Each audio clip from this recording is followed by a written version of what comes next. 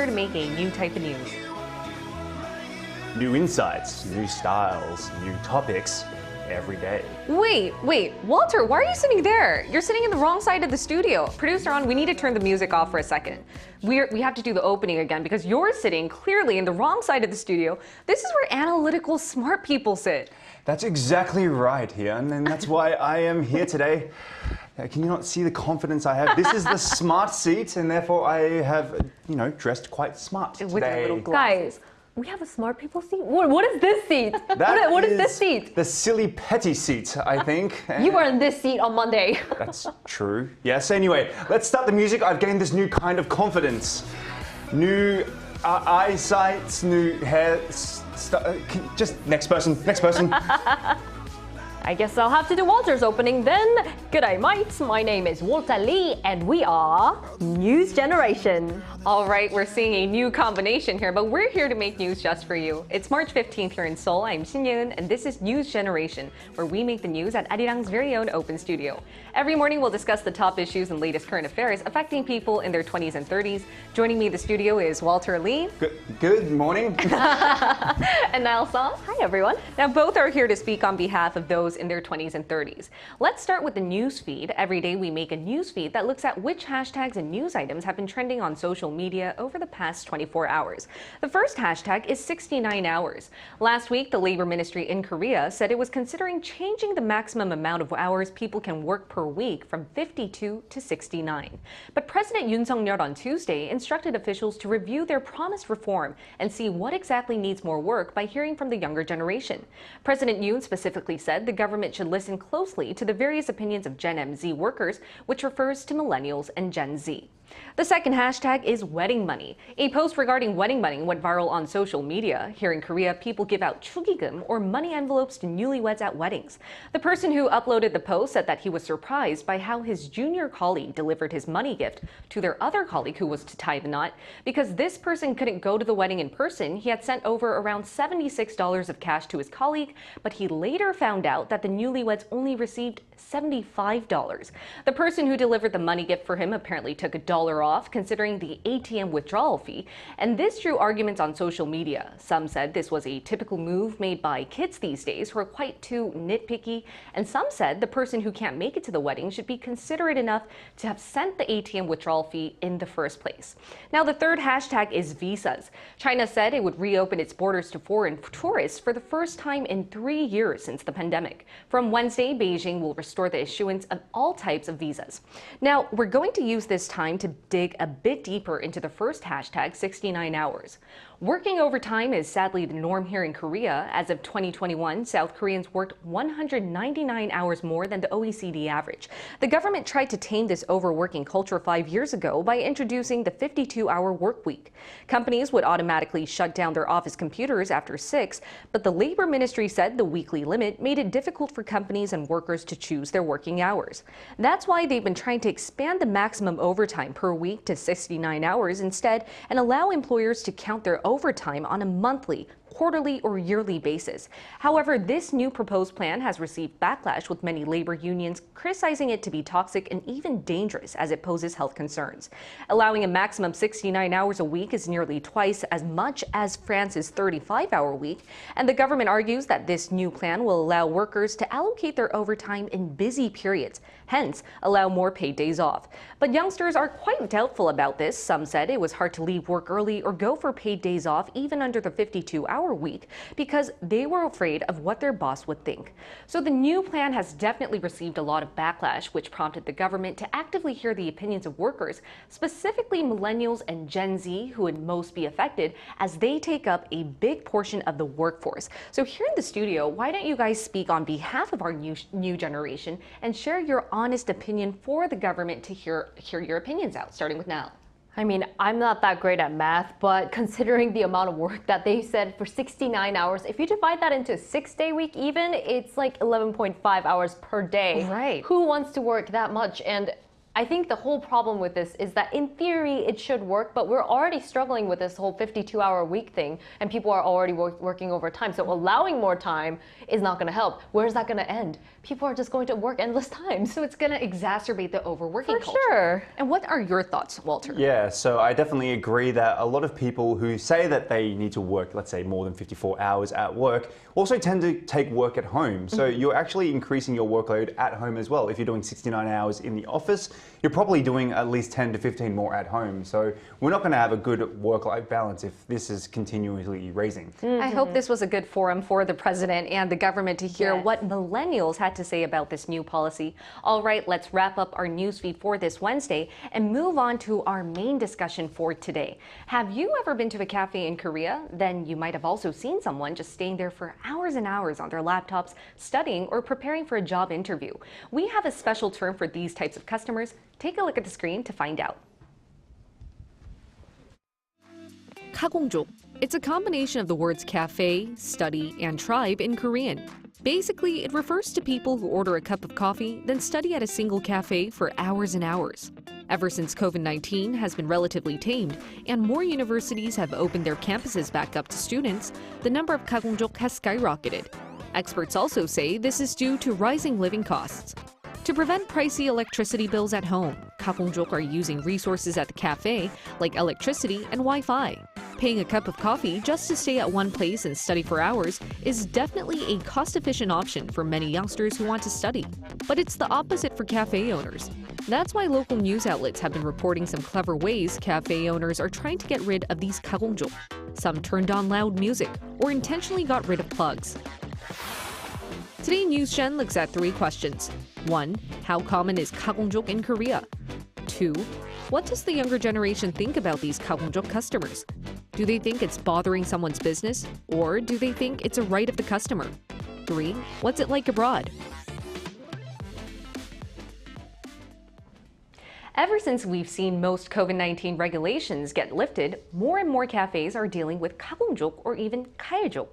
That refers to people who stay hours and hours working at a cafe. And that's partly due to many companies adjusting their work style to remote working. So here in the studio, are you two familiar with these two terms, cagongjok and cagongjok, starting with Walter?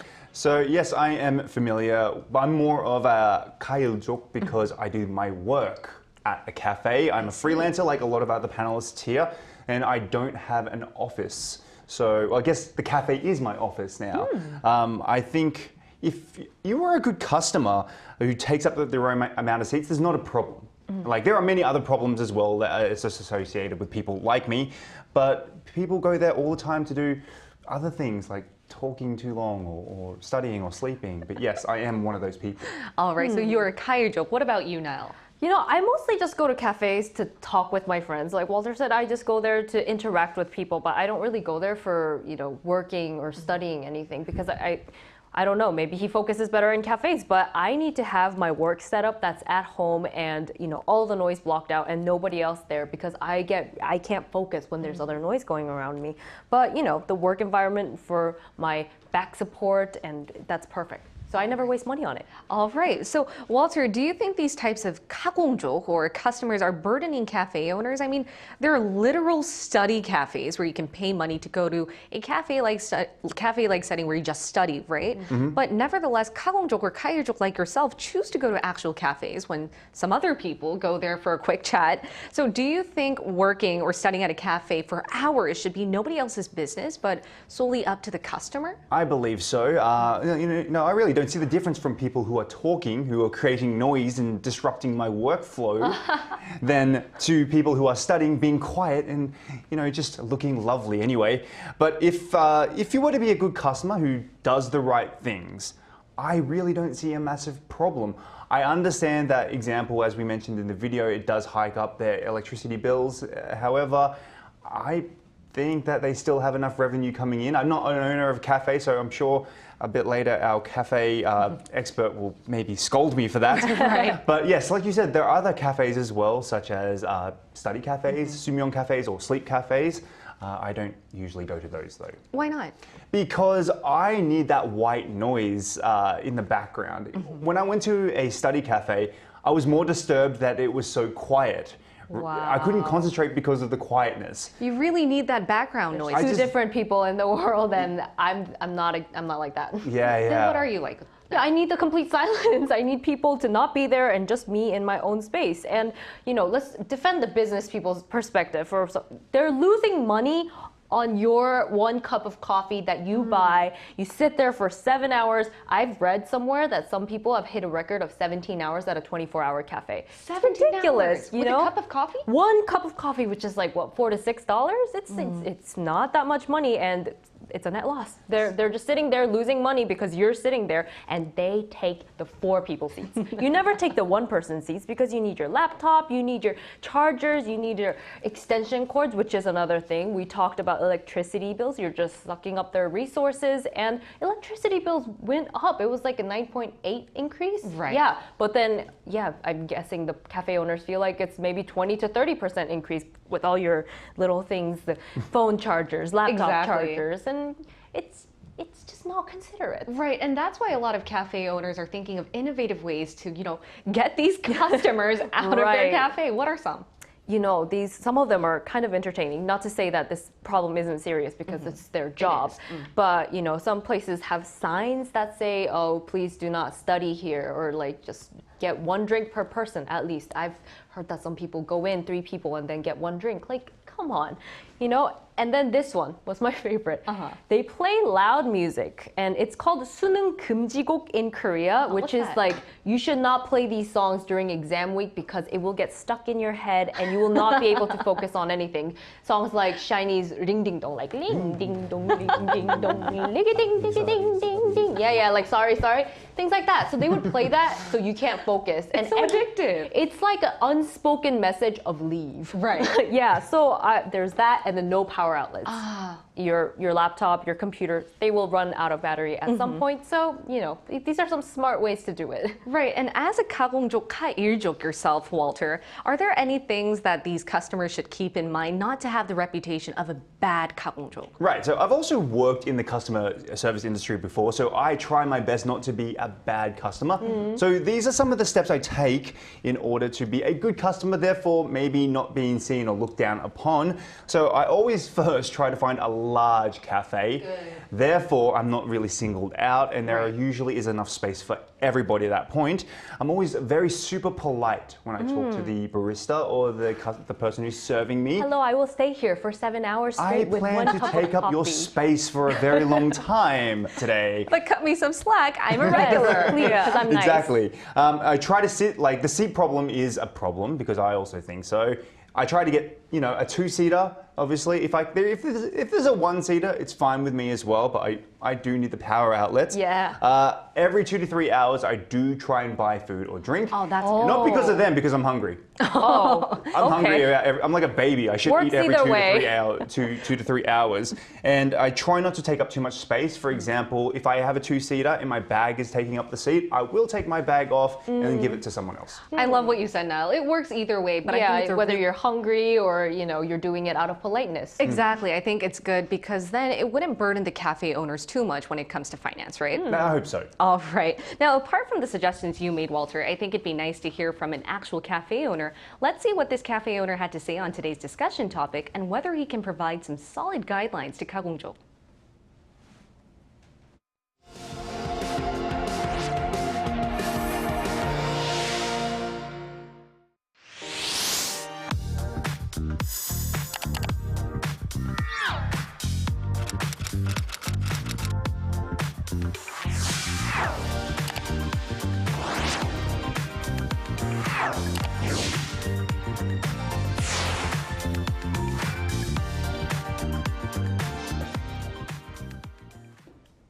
As much as we had a heated discussion, I think it's time we hear from a cafe owner to find out what he thinks about people spending hours and hours at his cafe. It's Zahid Hussein, the owner of a cafe in Itaewon here in Seoul. Great to have you with us, Zahid. Thank you very much for having me. It's really nice to be back at Arirang. This is where I started my media career in Korea, and it's always like coming back home when I'm on Arirang. So I'm very happy to be here. Welcome back. Lovely to have you. Thank you. Yes. Zahid, so as a cafe owner, you must have seen some cagongjok across your cafe. What are some of their common traits? Well, yeah, I think I'm a new cafe. We started like 6 months ago, and so we did come across several different types of cagongjokes. When I say several different types of cagongjokes, I'm also talking about what the type of people Walter was talking about, and the type of people Nael was talking about. When I think about it, I recently had a painter, an artist who came to our cafe, and she went straight to the rooftop. And our rooftop is a little bit spacious, and it's always because it's kind of cold, so not many people go up there. And she spent like hours there, and I really liked it. She was there for hours painting and doing her art, and the art was very beautiful. So I really liked it. And at the same time, we had some other type of kagongjoks who took the biggest, the table which was the most spacious in our cafe, and ordered a single coffee, as Niall said, and stayed there for like 3 to 4 hours. So yeah, we come across all these different types of kagongjoks when you run a cafe. I see. And Walter, do you have any questions for Zaid? Yeah, so if I do go to your cafe, I promise not to do what you just said. However, your cafe is inspired from your home country, Pakistan. What is the cafe culture like there, and do people bring their work to cafes? There are so-called cagongjok in cafes in Pakistan. Yeah, you're right. My cafe is based on a Pakistani street food cafe concept. The name is Dhaba, and Dhaba means pojang macha in Pakistan. So wow. it's a fusion of Pakistani pojang macha food and Korean cafe. But if you think about Pakistani cafes, we don't see people working in cafes. It's a place where people go and talk and chill and have a cup of coffee and meet friends and family. So I don't really see a lot of kagongjoks at a Pakistani cafe. Actually, this was one of the things when back in the years when I was a student in Korea. I see a lot of students, especially in cafes near universities, a lot of students studying in the cafes. And at that time, I was not thinking of as a cafe owner. I was thinking as a student. I always wanted to take this cafe culture into Pakistan, actually, where students could come and study and do the group talks and group studies and everything. But now when I am a cafe owner, I am trying to find a middle way somewhere, to take this concept to Pakistan. So coming back to the point that in Pakistan, we don't see that much. But in Pakistan, we have another little bit of a issue. I don't think if it is an issue or not. I'm trying to figure out a proper word for that. But Pakistan is a very family culture-oriented country. You always have kids and family and tons of people coming to your cafe. So even if you want to study at a cafe, it will be kind of tough because we have a very family environment kind of style in Pakistan. I see. Okay, and lastly, very shortly, but as a cafe owner, be honest with me, what is the most annoying thing that a kagongjok has done in your cafe?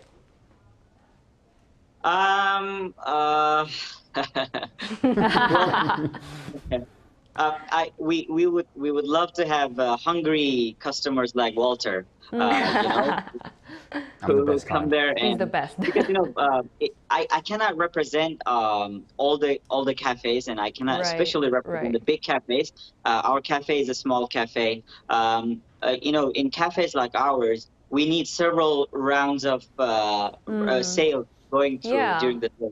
We have a target set of revenue per day, and if those different rounds don't go on, then we would have to pay from our pocket at some point to cover our expenses. And plus, another thing is, it depends on the locality of your cafe. We are a weekend business area. Itaewon is a weekend business area. So if we have a customer who stays there for a long time, taking the more spacious table with a laptop opened and only one coffee ordered, then it will be a big stress for us, I would say. But during the weekdays, for example, in our locality, weekdays is kind of okay if somebody comes there and stay there for a long time. So I would recommend to all the cagongjok that please visit our cafe during the weekdays. I'll be happy to have you for hours. But during the weekends, it's a little bit struggle for us to have a person who stays there for a really long time but only orders one coffee for the entire day. That would be a little bit problem. So we have seen these kind of customers too. All right. Thank you so much, Zahid. It was great to hear from you today. Thank you very much for having me. Thank you. All right, Walter, I think you might have a few points that you were fascinated and could relate to, right? Well, at least like he was accepting of people like Exactly. as long The as it was on the coexistence. weekdays rather than the weekends, which I completely understand. Yes. All right, and we're now going to hear from our viewers on what they had to say about our discussion topic. So we asked if they heard this relatively Korean concept, cagongjok. We also asked their thoughts on what appropriate cafe etiquette is like. So here's what they had to say. Vaklefa Kabas said, after one drink, just please leave. Cafes aren't there for studying. Suksahon Palavan said, depends on the cafe. Alexandra Carrico said, if a cafe is the quietest and most comfortable place for you to study, then have consideration for the manager, owner, and talk it over. So I think these were some interesting comments that our viewers had to offer, and every day we do upload questions related to our discussion topic for our viewers to answer. And if you want to participate, please search ArirangNews on YouTube, look into our community tab. The link is right below. Now let's wrap up things for today by asking your final thoughts.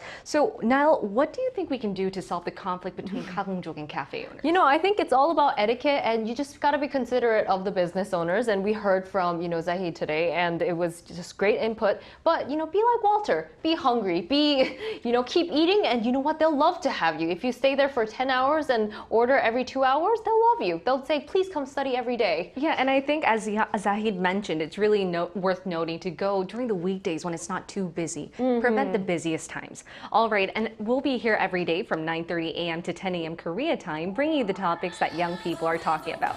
Special thanks to Walter Lee. Lovely to be here. You're so confused. And Niall Song. Always a pleasure. And thank you everyone for watching. We'll see you tomorrow. We are News Generation.